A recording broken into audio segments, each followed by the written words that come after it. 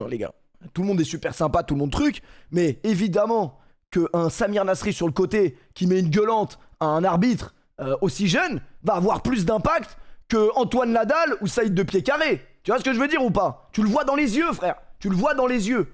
Donc, pour moi, un truc comme ça, tu prends des mecs, pas forcément qui ont été arbitres pro, pas forcément qui ont été arbitres professionnels, mais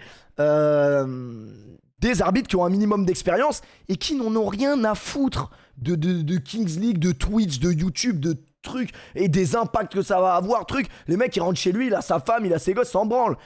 Pour moi, c'est plus ça qu'il aurait fallu faire, en tout cas déjà pour la première édition.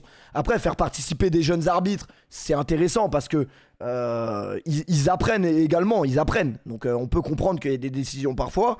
Maintenant, nous, notre rôle, c'est de doser parfois. C'est vrai, mais pourquoi? Parce que comme on en parlait notamment avec Squeezie, en fait, nous, quand on câble des fois sur un arbitre et tout, on devrait avoir le recul nécessaire. Mais on n'a pas le recul de se dire, ah putain, le fait d'avoir dit ça, va y avoir 800 personnes qui vont envoyer des messages à lui pour mettre pression, pour insulter, pour truc. Bah oui, Internet, il y a trop de trous du cul, les gars. Il y a trop de trous du cul. Je vous le dis. Là, je vous dis, j'ai un tête-à-tête de prévu dimanche à Villepinte, les gars.